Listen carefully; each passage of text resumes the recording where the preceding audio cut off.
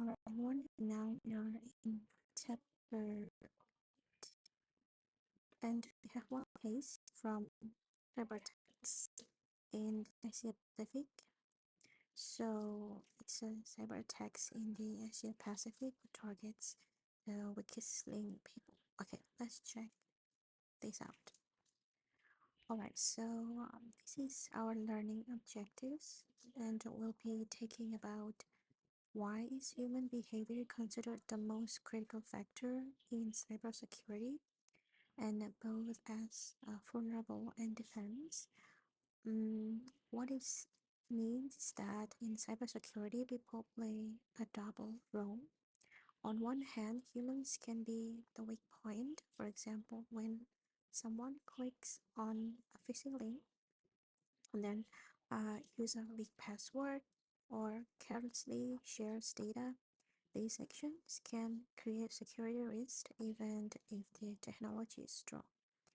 But on the other hand, humans can also be the strongest defense. When employees are trained, aware, and careful, they can spot suspicious activities early and prevent attacks before they actually happen. So, as we go through today's topic, keep this in mind that technology protects the system, but people will also protect their organizations. And the cybersecurity success will depend not only on the tools, but also on the choices we make. And this is the article's case about the cyber attacks in the Pacific, which targets the weakest link, which is people. So you can read first, and then we can explore and analyze more. Okay, so are you ready to analyze this case? Alright, so we will start with the problem in Asia Pacific. Think of the Asia Pacific region as a neighborhood that's just built a bunch of amazing high-tech houses. And now, why are the burglar, in our case the cyber criminals, are suddenly so interested in this neighborhood? Okay. First, there is a growing focus on IT and the internet. This means that the neighborhood is now full of the latest smart gadgets, um, online banking, and then some digital services. Everyone is connected.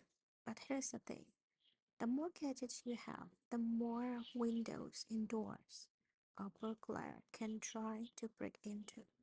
So this digital growth is like awesome, but it also creates a much bigger target for attacks. Then the second one is called a geopolitical tension.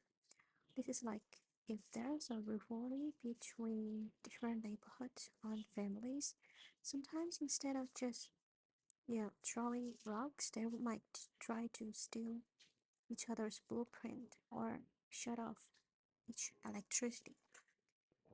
In cyberspace, this means that one country might sponsor hackers to spy on or disrupt another country's government on essential services.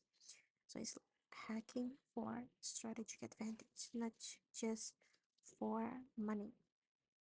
And the third reason, weaker cyber regulation. Imagine if our new neighborhood had really weak police patrols that no neighborhood watch.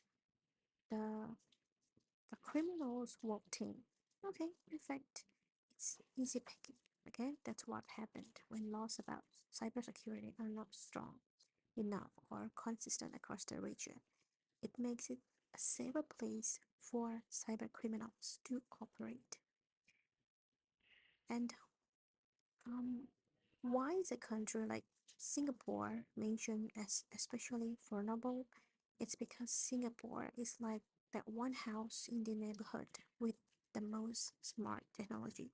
Everything from the light to the locks is online, and it's incredibly advanced and efficient. But if someone finds a way to hack the system, The entire house could be disrupted, and their strength, being highly connected, also becomes their biggest weakness if it's not perfectly secure. So we can also say that the APAC, Asian Pacific region, is a target because it's digitally advanced.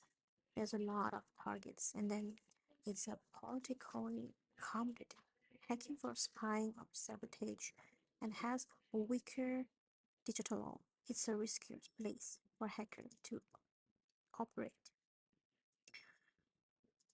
And then in this section, I will break this section into more detail so you can understand how this external attacks actually works. Okay. There are some common tactics, okay? And first of all, it's called phishing. Okay, phishing is like digital phishing. So criminals carry out the fake emails, the document or message, and hoping someone will bite or fall for the trick. And instead of catching fish, they are trying to catch unsuspecting people who will give sensitive information or accidentally install a malware. So how these attacks work step by step. First, there is a fake government documents. Yeah, with the hidden malware. Criminals create documents that look official. They might appear to be from the government ministry, the tax authority, or the public health department. But it's actually a malware. It's a trap. It's malicious software virus hid inside. And people trust government sources, so they are more likely to open these files without suspicion. And the examples, I can say that you might receive an email saying, okay, important tax notice, open immediately with an attachment that looks like an official government form. Okay, and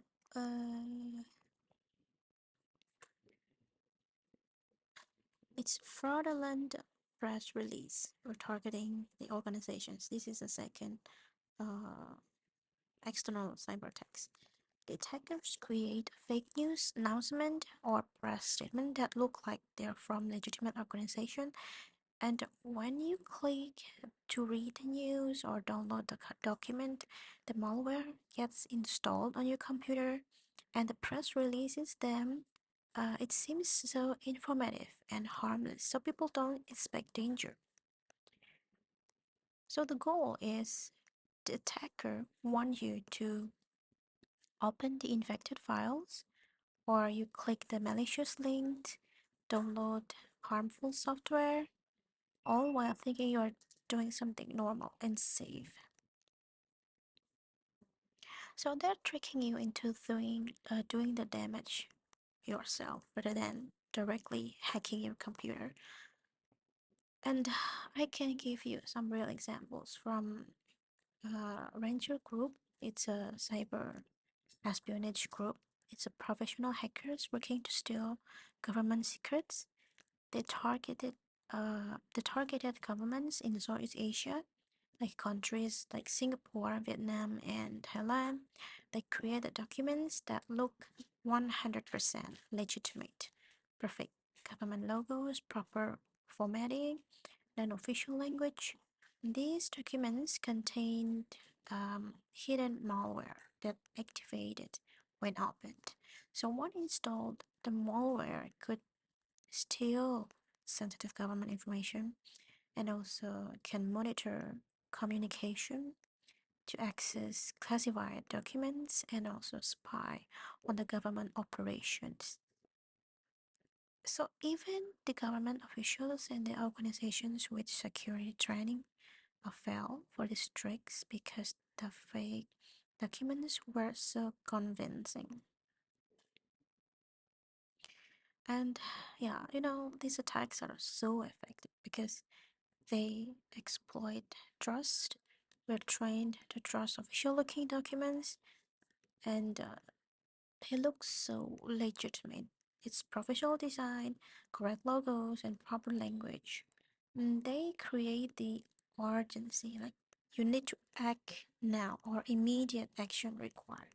So even one person click opens the door for attacker.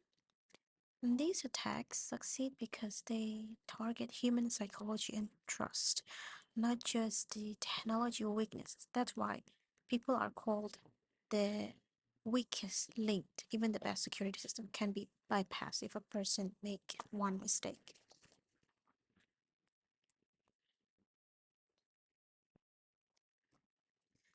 Now, the internal threats. Okay, what are the internal threats? So, internal threats are dangers that come from inside of the company, not just from the outside hacker. So, these are your own employees, the contractors, or the business partner who either deliberately steal data or accidentally leak the information or get tricked into sharing some sensitive information. And the shocking that 56% statistic out of every 100 data breaches in Asia, 56 are caused by the insiders, people who work for or with the company. So only 44 are from the external hackers. This is the opposite of what most people think. We usually worry about hackers, but the bigger danger is already inside the building. So who's involved in this case? Yeah, of course, the regular employees, the customer service, the IT staff, the sales team, the executive and managers who have access to even more sensitive data, and the contractors and temporary workers, the business partners. And why does it happen so much in Asia? There are three reasons. First, because Asian companies are highly networked. Companies in Asia work very closely with many other companies, and there are culture of strong business relationship and partnership. And the information flows freely between partner companies. And if you want to imagine a manufacturing company in Singapore that works with, yeah, it's a five different suppliers in China, three shipping company, two distribution partner in Malaysia, four retail partner across the Asia. And each partnership means that more people have access to your data, more computers connected to your system, more opportunities for something to go wrong. So yeah, we can say that uh, the the next reason is because it's multiple external partnership to create the vulnerabilities. Okay, so every time you share data with a partner company, you are creating a potential weak point. Okay, so think of like this. Your company's data is like a money in a safe. Every partnership is like giving out another key to that safe, and the more keys out there, the higher the chance someone will misuse one. And the real vulnerabilities, as you can see that uh, the shared login credential, and then the data transfer, like files being sent back and forth via email or USB drives or cloud storage, and then can be connected networks, the partners, companies, computer linked to yours, and then different security standard, like your partner might have weaker security than you. So the last reasons that we can say why this is happening is because the insider access makes the data theft easier. Why insider have advantage that external hackers don't? Because they already have the legitimate access they need to break in. They have the usernames and password. They know where the valuable data is stored. They understand the company's security measures. And of course, they also know the security weaknesses. And their activity, yeah, it looks normal, but they don't trigger alarms in this case. So they know what's valuable: the customer databases, the financial records, the business secrets, the competitive information, the personal data that can be sold, and somehow it's harder to detect. When an employee access to the customer data, yeah, it might be part of their job. And security system can always tell the difference between the legitimate work and the theft. So by the time the company notices, the data is already gone. So yeah, this is a big problem. And the companies spend millions on the firewalls to keep hackers out. Antivirus software, encryption technology, security monitoring system. But they often neglect the employee background checks and monitoring what employees do with data, training staff about data protection, and controlling who has access to what information, checking what partners do with shared data. Uh,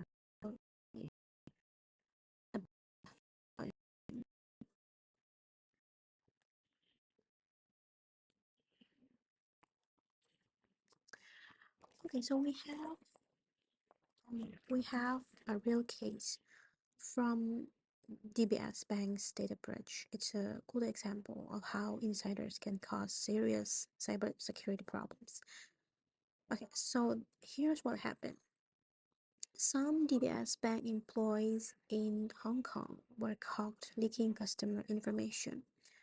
These staff members actually bribe their managers to get the access to the customer data, which they then sold to call centers in mainland China. How did the scheme work? The call centers, the call centers used the stolen data to contact the DBS customers and try to sell them loans. The customers agreed. The commissions were split between the DBS employees and the call center staff. So some of these employees earned over $1 million dollars of Hong Kong per month through this illegal activity. So finally, the red flag, yeah, the thing that exposed the scene, it came from the customer complaints. Many customers started reporting suspicious marketing calls, which lead the bank to investigate and uncover the data leak. So in short, this case shows that the cybersecurity threats don't always come from hackers. Sometimes they come from the inside, and in the employees who misuse their access can cause just as damage as the external hackers. Okay, now let's talk about COVID-19 pandemic. Well, so COVID-19 pandemic didn't just change our health and social lives. It also created a massive opportunity for the cyber criminals. Think about in 2020, almost overnight, millions of people started working from their kitchen tables and living rooms, right? So our homes at that time became our office. So now let's look at the numbers. In just the first 6 months of 2020, there were 1.6 million cyber attacks on small and medium businesses in Southeast Asia. That's a huge number. And to put in perspective, Vietnam was hit the hardest with over 464,000 attacks. That was 39% increase from the year before. So this wasn't a small problem. It was a tsunami of new attacks. So why did this happen? Why the huge surge? It boils down to one thing. Our homes are not as secure as our office. The weaker defense at home. In a big company's office, you're usually behind a strong corporate firewall with IT staff monitoring everything. But at home, you might be on your personal Wi-Fi, which might have a weak password, or you might be using your own laptop that doesn't have the same level of protection.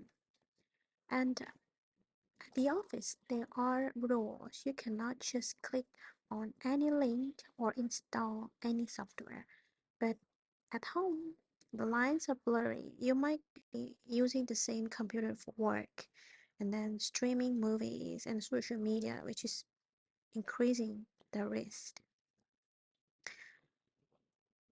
And cyber criminals, they are like burglars. They saw that suddenly everyone had moved their valuable stuff, the company data, from a high security fortress, the office, into a bunch of regular houses, which is our homes, that has much simpler locks. So they immediately start going door to door testing for weaknesses. And the big lesson here is that where we work directly changes our cybersecurity risk. When a company's data moves offsite its wall, everyone needs to be extra vigilant.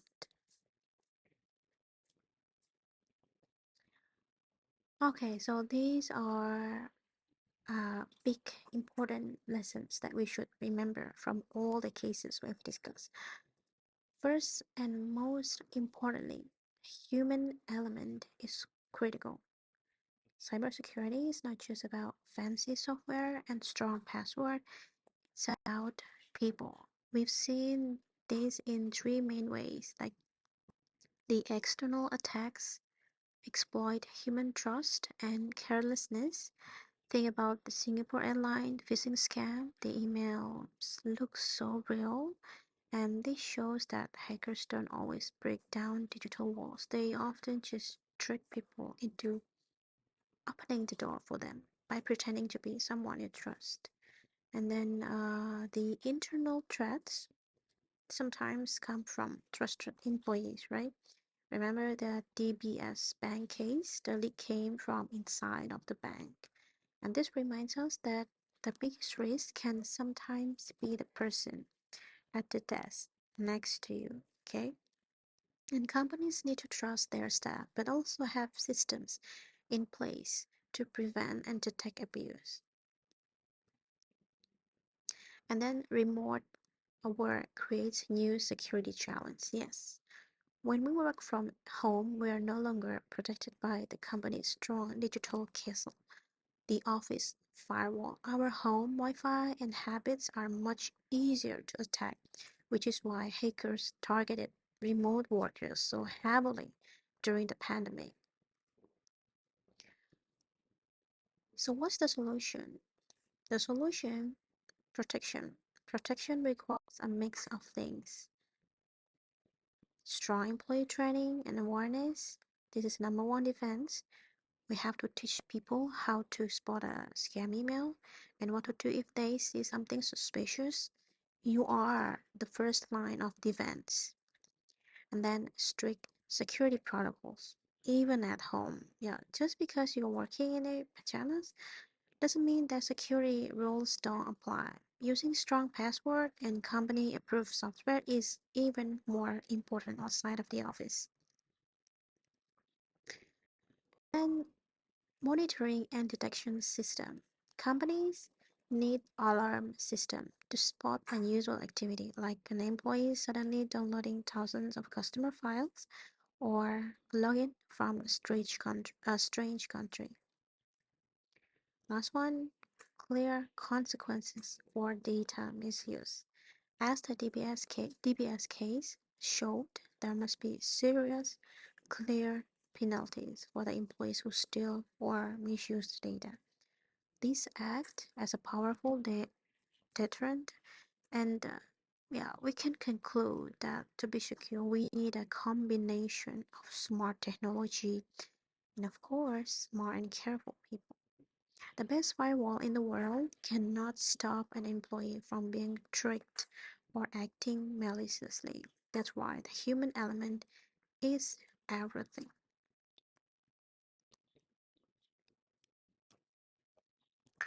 All right, so we come to the summary. Let's wrap up everything we've learned with this summary slide. The main idea here is that technology by itself is not enough to keep an organization safe from cyber attacks. And yes, tools like firewalls, antivirus software, and encryption are important, but they cannot stop every attack. That's because the weakest link is usually the human behavior. And the mistakes like clicking on suspicious link and then sharing password or ignoring company's policy can easily open the door for hackers. So, what should the organizations do? They need to invest in three key areas: the security awareness training. Yeah, we need to teach employees how to recognize threats and protect the data. And then clear policies and procedures. Everyone should know this. Everyone should know what to do and what not to do when handling a sensitive information. And then the culture of cybersecurity responsibility. Make security a shared responsibility, not just the IT department's job. So, in short, cybersecurity is not just about computers, it's about people making smart, careful choices every day. Alright, that's all of the case for today. I will see you in the next case.